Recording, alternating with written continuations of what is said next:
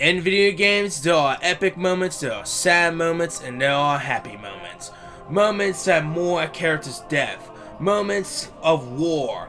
Moments like Lee's death in Walking Dead. Moments like the war between the Mages and the Templars in Dragon Age. And this is why we like playing video games. To experience these epic moments. To experience those sad moments. Those happy moments. That's why we love playing video games. Well, these are my top 10 video game moments. You Pandaren tried to bury your hate and your anger. But such power cannot be contained. It must be unleashed!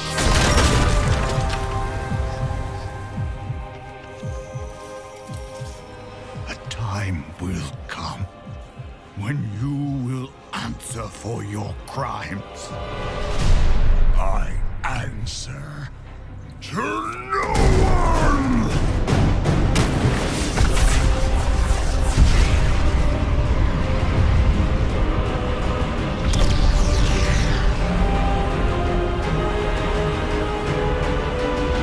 All who challenge me will burn in the fires of my hatred. At number 10 we have Garrosh Corrupts the Veil. In Mists of Pandaria and World of Warcraft, Garrosh slowly starting to change the Horde. He's becoming different, and you know that Garrosh is planning something. Before Mists of Pandaria, Garrosh was made War Chief by Thrall. Garrosh told Thrall that he was not the right person for a War Chief. Thrall didn't listen and made Garrosh War Chief. Thrall immediately regretted the decision because Garrosh decided to change the Horde immediately as soon as he became War Chief. He bombed Faramore, Jaina's hometown. He killed Kain Adul, the leader of the Tauren. Even before all that, Garrosh was kind of a person who loves the Horde and respects his heritage. In Mists of Pandaria, Garrosh decided to cross the line by putting the Heart of Yashar, one of the 4 old gods, into the Eternal Veil. Once he did that, the Eternal Veil became corrupted, Shaw-like, killing everything around it. In World of Warcraft, you do the raid called Siege of Orgrimmar to take him down. And once you take him down, you realize that, well, Thrall and Varian were fighting each other until Terran Zoo shows up and stops the battle and tells everyone that Garrosh is going to trial. Well, that didn't really happen because someone freed Garrosh and Garrosh went into Portal to go back to Draenor, and that's why we had the expansion called Warlords of Draenor. Well, anyways, I think this moment was pretty epic. It's not really the best moment in World of Warcraft, but it's actually one of my favorites. And well, this is my list, so yeah.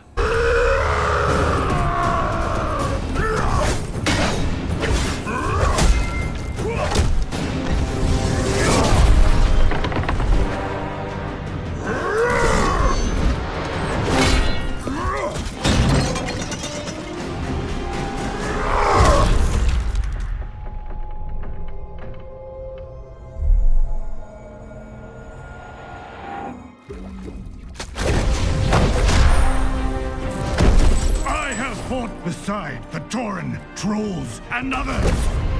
You are nothing like them! They are no longer part of my horde!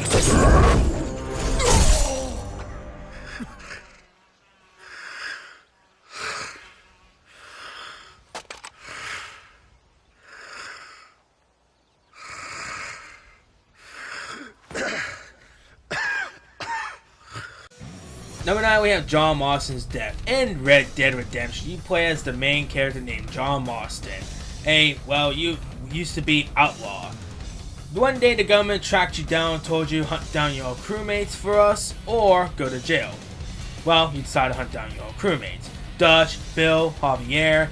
You kill them, the government thanks you, and you live a happy life with your wife, your son, and, well, uncle, until the government decided to backstab you. They say, well, there's still one more outlaw, so we're gonna fucking kill you. So you decide to hold them back so your wife and child can escape from them.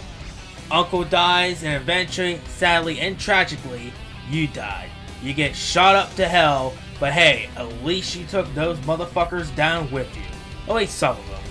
You're not as bad as everyone says you are.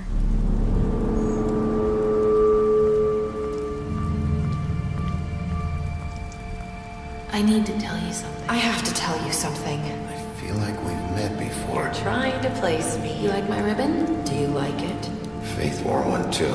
Would hide her beauty so she could escape his kingdom. They used to call me the Little Mermaid. Dr. Swinehart ever get back to you about Faith? He said he wanted to run more tests. I hope you find what you're looking for. And number 8, we have the ending of The Wolf Among Us. Okay, it's gonna be a little hard to explain, so let me try my best to explain it. In Wolf Among Us, you play as the detective named Big B Wolf. You are the detective of Fabletown. People start getting killed. 2 strippers got killed named Lily and Faith. So you decide to figure out who killed these strippers. You figured out there's a man named the Crooked Man, who is basically the main villain of this whole story, this whole game. He runs a kind of like a mafia of Fabletown, and you gotta take him down. You did a trial. He tried to manipulate the people so he won't get killed, and you shove him in the well to send him back to the homeland where all these fables used to be. So now he's there, and he's probably getting killed. Anyways, at the end of the story, you save another stripper named, what was her name? Nessia. She used to be a stripper. Anyways, she gives you a talk, and you think that everything's okay. She's talking to you, but she said something. She said something that you realize that maybe she is Faith, because there's a thing called Glimmer that made you look like someone else. So maybe the first stripper that you met named Faith turned into, the Little Mermaid, and the person that actually got killed first was the Little Mermaid. You don't really figure this out. This ain't gonna be a Wolf Among Us 2 because, Telltale's is done no more. But, like I said, this ending was really confusing. I hope my explanation, made it better for you.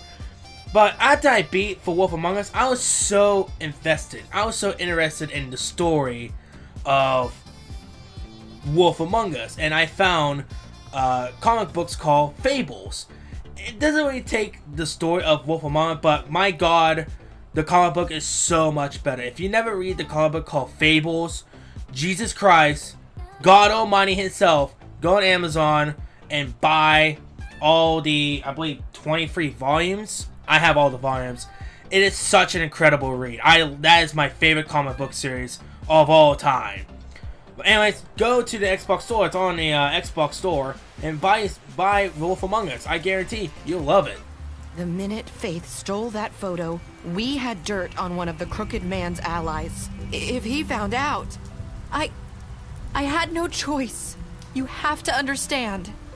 You've seen how they kept us quiet in that place. Can you imagine the lengths they go just to silence someone who had physical evidence?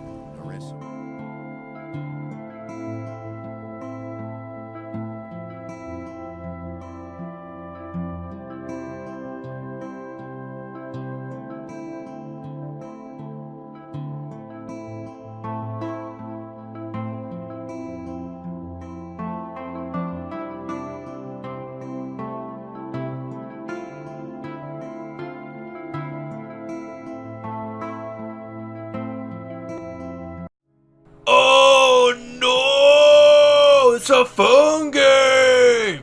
That's right, ladies and gentlemen. I put a phone game on my favorite moments in video games. Fuck off my fucking list. What's up? What's up? Well, anyways, guys, this ain't gonna be the last phone game moment. Well, anyways, in the Endless Summer, you play as either a boy or a girl. I choose a girl in my playthrough, and I call it Yuna, so we're gonna use her as an example. The venue told you that you are an afterthought. A person that the people in the story of the song that needed to protect them, to save them, to help them. So you're basically a thought. And in their thought, you came alive. Yuna came alive. At the end of Endless Summer, you have 2 choices. Choice 1, you kill yourself. And by doing that, the world is saved. You take away the time paradox. Your friends can grow up, have kids, have family. The world is saved. But you leave a tragic ending. You basically record yourself saying you had beautiful moments. You had fun with your friends. And you say your final goodbye to your love choices. My love choice was Quinn. I say goodbye to her, and not gonna lie, I actually kind of teared me up saying goodbye to her because I really love Quinn, the story. Choice 2. You killed the main villain. But once you do that, you ain't gonna save the world. Because in Endless Summer, the world is already fucking dead. Everyone's dead, cities are destroyed, the world is completely fucked. Only except for this little island. This little island is safe only. But if you kill the main villain, you can live on the island forever. But at least you got your friends. It's always summer. It's really nice. But during the ending, the Endless, a person called the Endless is you in the future. He told you that he tried to save everyone 2,148 times. And out of those 248,000 times, he always failed. He always failed trying to save his friends. He told you it's up to you to save everyone. Everyone from doom and destruction, and save everyone from dying. He touches your head and you can see all the moments that he failed. Quinn gets killed, Jake dies, Michelle dies, Jake becomes a villain.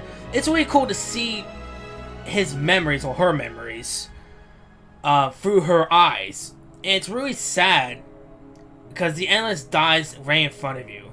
This whole ending is really sad and tragic, and this is why I love this ending. This is why you should download Choices and play the Endless Summer storybooks. There's 3 of them. So make sure you guys check that out, because it's a great fucking read. God, I love it.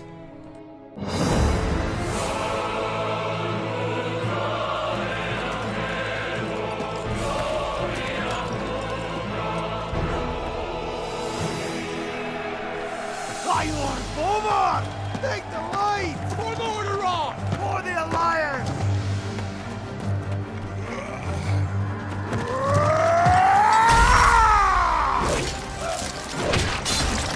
Back, you mindless wretches!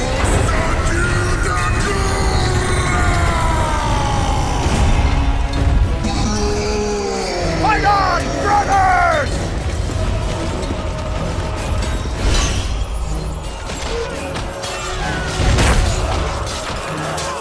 Rise up, sons of the Horde!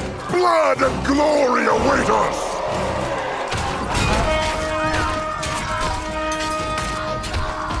Montargo! For the Horde!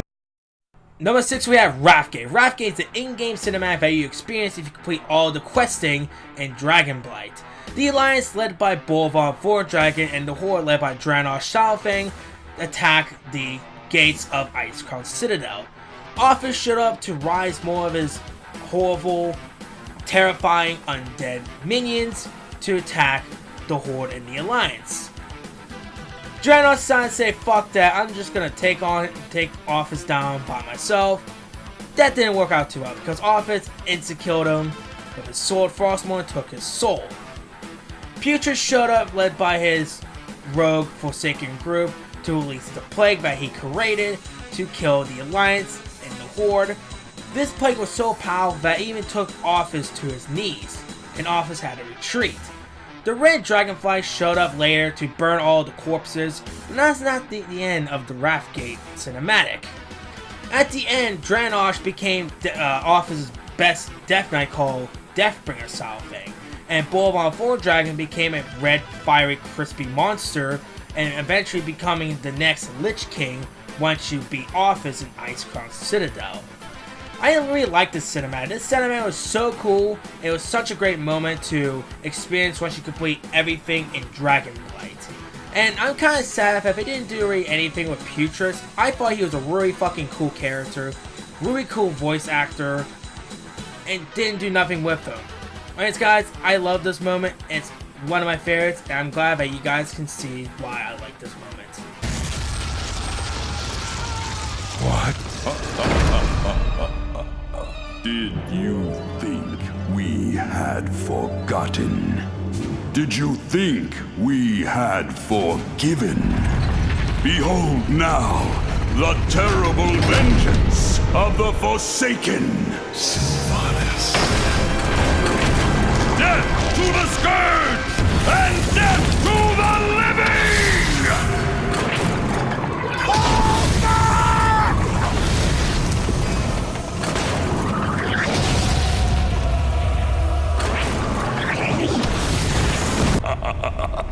Now, all can see.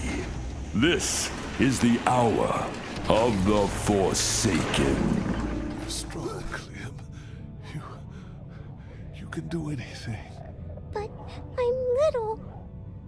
Doesn't mean nothing. You gonna see bad stuff, but it's okay. My parents. It's so horrible. I can't imagine, sweet pea. And now, you? Please. Please don't be one of them.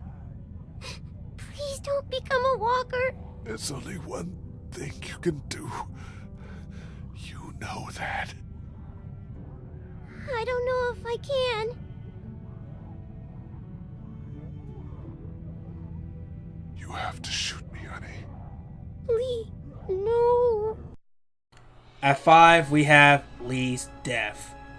Oh my god. Everyone grab some fucking tissue boxes, because if you played this game and you saw this moment, you know that you're gonna cry. Don't worry guys, I'm gonna cry with you. Anyways, in Season 1 of the Telltale series of The Walking Dead, you play as Lee. And in Episode 1, you find a little girl named Clementine stuck in a treehouse. You kill the zombie that's in her house. Technically it was a babysitter. And you basically rescue her from the zombie. And you two became like best friends. It's actually Scratch that. You guys became like family. You're like her like adopted father. And she was like your daughter. This is one of my favorite moments in video games because, oh my god, it was so tragic, it was so sad. And you had two options to kill off Lee. Either let him to become a zombie, if you choose that, you're a fucking asshole, by the way. Or you let Clementine shoot Lee in the head. 99% of the gamers probably choose let Clementine shoot him in the head. Or should that fucking 1%, yeah, you 1% fucking asshole, let this incredible character named Lee to become a zombie. So, if you're that 1%, fuck you, honestly. Well, anyways, it was so tragic seeing Clementine's face in despair. Because you know, she knows that Lee, he's not going to make it. Because when Clementine got kidnapped by, I think I can't remember his fucking name. Lee got bitten, and you know what happens when you get bitten by a zombie? You become one of them. But what's hard of this scene is Clementine. The reason why a lot of people probably cry, and I know I cry every time I play this, because we played this game like 5 months ago, and I cried yet again during this fucking scene. We all cry because of Clementine. It's really sad to see Lee die, but Clementine is the reason why we cry. Seeing her in tears, because she knows she's going to lose her best friend. She knows she's going to lose her father figure. And it's really heartbreaking to see Clementine literally in tears, and when she took that final shot, it's over. And we're all just like, oh my god, what have I done? Was this the right decision? Oh, my heart. Trust me, I've been through that. And this is why I love this moment, because literally it's one of the most saddest deaths in video game history. If you don't think this is sad, well, you don't have a fucking soul or heart.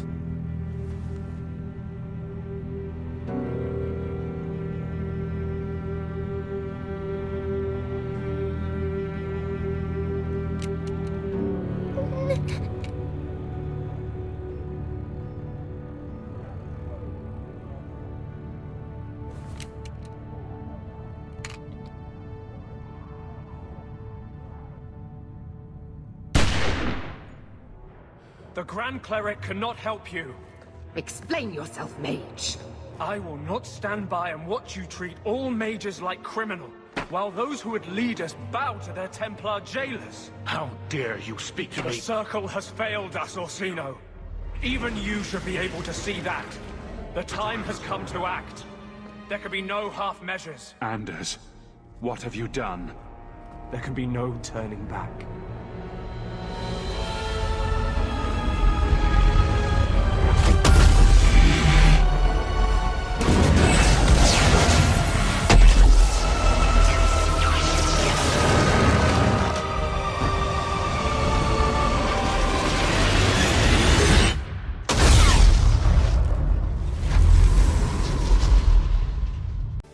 Number 4, we have Anders destroy the Chantry. In Dragon Age 2, Anders is a companion that you can have.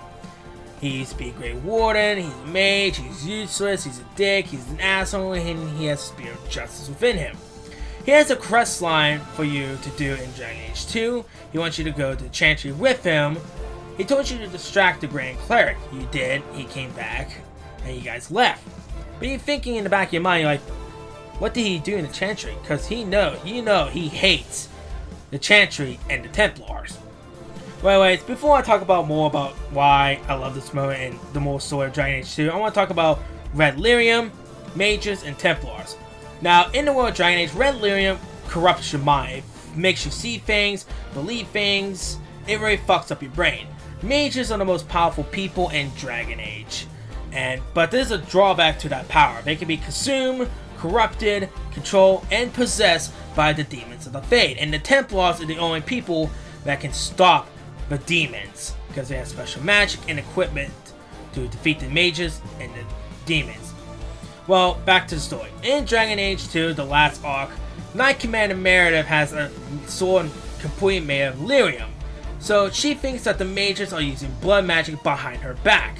She's also the leader of the Templars, and she also hates Orsino, the leader of the Circle of Magi, Kirkwall, with a burning passion. And these two really want to go to war with each other. But there's only one person that can stop those two going to war, and that's the Grand Cleric. But until Anders shows up, blows up the Chantry, killing her, guess what happened? That's right, Mages and Templars went to war because Meredith blames Mages for killing the Grand Cleric. I mean, she's not wrong. She's completely not wrong. So this is why I love this moment, because I love the war between the Mages and the Templar. It was such an interesting storyline, and plus I can kill Anders. Yay! At number 3, you have Helena's Rage. I love this moment. This moment was so tragic, so sad to see Helena just completely lose her mind, to completely be consumed by anger, by hatred, to release her fury on the Witch Queen. And here's why I love it. I'm going to tell you the story behind it though. In Season 6 of Helena's Road, you go to war to the Witch Queen. The Witch Queen has captured the capital city, the councilmen, and every people in, well, the city. Your motley crew of people and your girlfriend Helena went to stop the Witch Queen and take back the city. But the Witch Queen has a different plan in mind. Now, before I talk about a little bit more, I gotta talk about the story about Aladdin, or Elaine. So, Elaine is basically Helena's only true friend. Those two are like family. They're like brother and sisters. They respect each other. They love each other. And every time Elaine and Helena fight each other, they hate it. They hate it with a burning passion. They don't want to do this. But Elaine loves the Witch Queen so much. He is deeply devoted to her that he will do anything for the Witch Queen. Even fight Helena. But during this scene, the scene actually is playing right now, Elaine doesn't want to fight her. He doesn't want to kill Helena. But he disobeyed the Witch Queen, so the Witch Queen decided to snap Elaine's neck. And once Elaine was dead, Helena lost her mind. She screamed Elaine's name, crying, screaming, and when she did that, she released all her magical power within her. By doing this, she attacked all her magical power against the Witch Queen. The Witch Queen is deflecting all her magic, and after the end of Helena's rage, her rampage, the sun is gone, it's eternal night, the Witch Queen disappeared, and all you see is Helena mourning over her friend, her brother's death, Elaine. And to me, this is really tragic because if you guys watch my top 10 video games characters, you'll see why I love Helena. Her story, her character development, her personality, it's just so fucking good. I said back then, and I'll say it again, she is the most well-written characters in video game history, and by God, everyone should fucking read her roots. But at this moment, seeing her cry and losing her friend, her brother, her family, was tragic. And this is why I love this moment.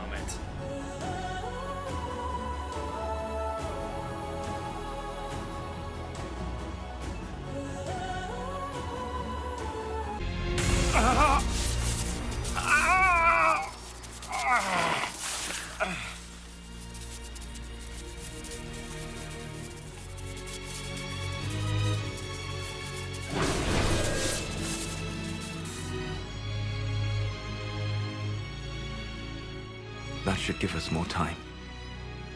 I suspect you have questions.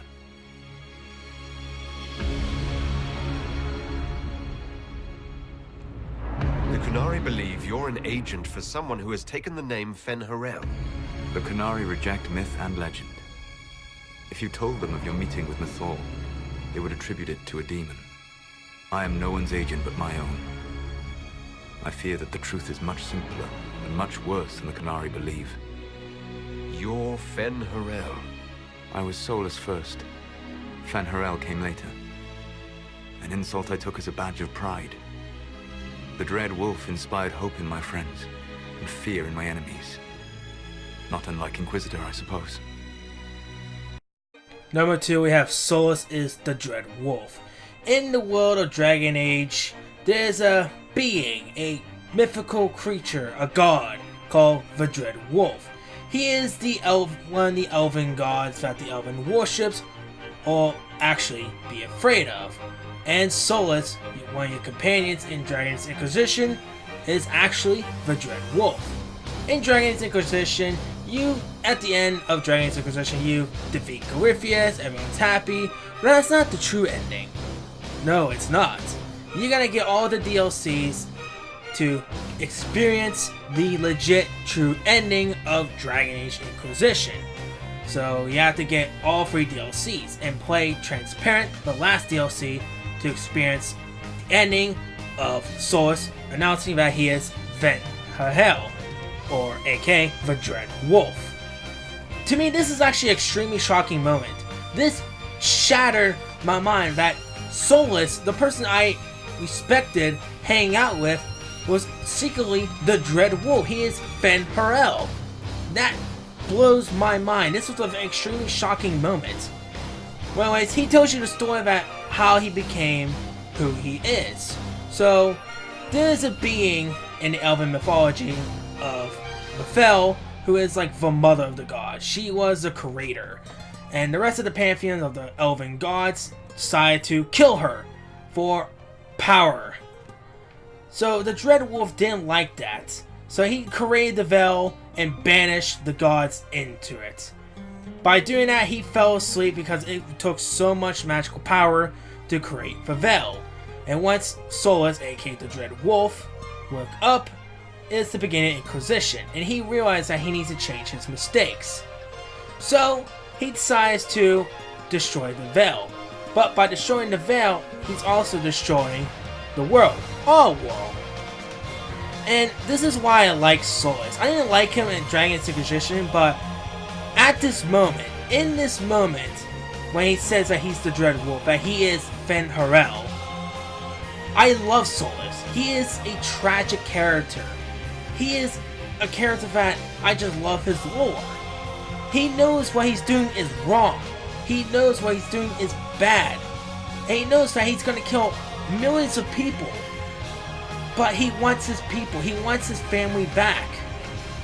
So he has, if he wants to bring the Elvens back the way they used to be, he has to destroy the Veil by also destroying the world. And this grieves him. This makes him angry because he doesn't want to kill his friends. He doesn't want to kill you. He doesn't want to kill anyone that's in this world, but he has to bring his people back to the way they used to be. And this is why I love this moment. It was awesome, it was epic, and it was chilling. And this is why I like Solus now when I experience this moment. You don't need to destroy this world. I'll prove it to you. I would treasure the chance to be wrong once again, my friend. Take my hand. I'm sorry. Live well, while time remains.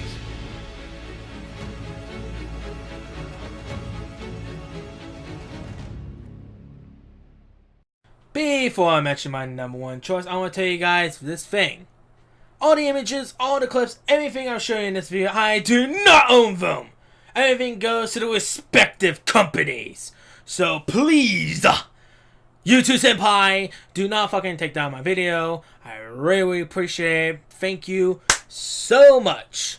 Anyways, guys, sorry if this video is taking a little bit long. I really don't want this video to be fucking 40 minutes long, so I'm trying to keep this short. Anyways, before I end my video, I want you guys know that it means a lot that you guys are watching these top 10 videos. So if you guys do not like my choices, well, hey, you can make your own top 10 video game moments on the comment section below. So make sure you do that because I love listening to you guys' opinions. So, yeah. Bring us the girl and wipe away the debt. There was no baby. The deal was I go to Columbia to get you. Booker, you're bleeding. Oh. Remember what I remember. Now we've upset him. I don't expect this next bit will do much for his mood. Come on.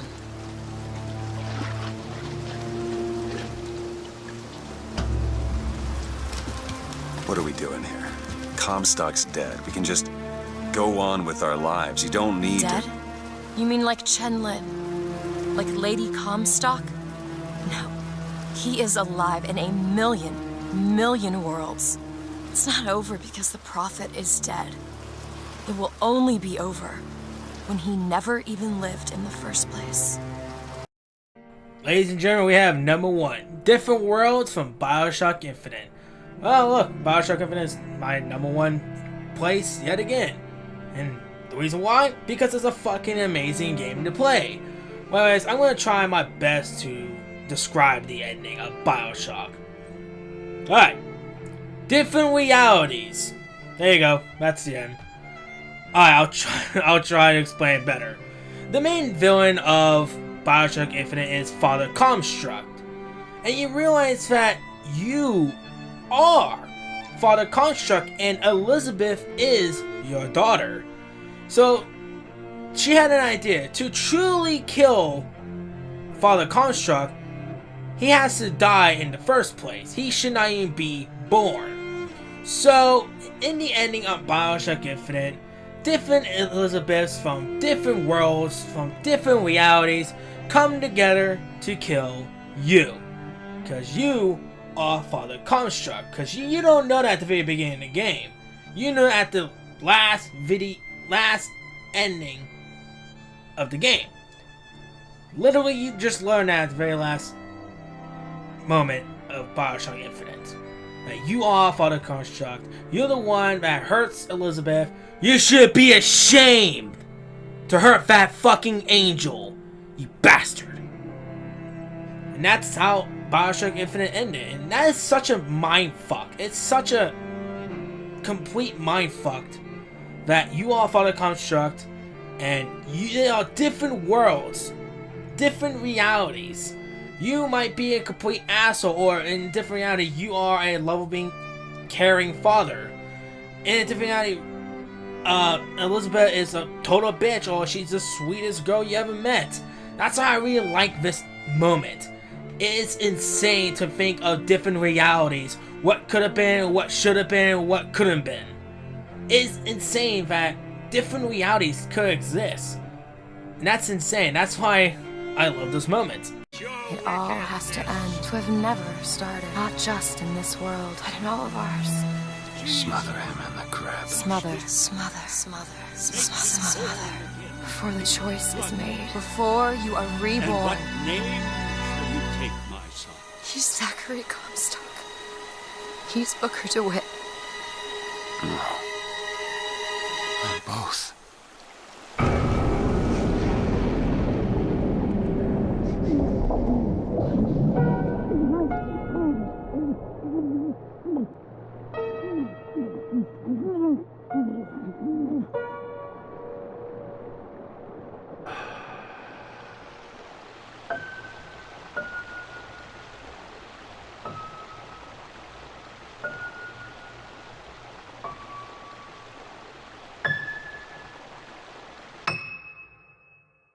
Well, anyways guys, that's it for this video. I really do appreciate that you guys like these videos I make, when you watch these top 10 videos I make. I really had a blast making this video. I'm sorry that it's pretty long. I want to get everything in, and I want to explain everything to you guys, or at least try to. Anyways guys, make sure you hit that like button, make sure you hit that subscribe button to watch all the beautiful content that I provide. If you want to watch, I have Red Dead funny moments, I have GTA funny moments, I have Dead by Dead funny moments, so make sure you check that out as well. Also, I have my top 10 favorite video game characters on my YouTube channel, so make sure you check that out as well. You also hit that notification bell so you guys get a little notification when I make a new video, so yeah, make sure you do that. Anyways guys, thank you for watching this video, I really do appreciate it. I'll see you guys next time. Bye bye.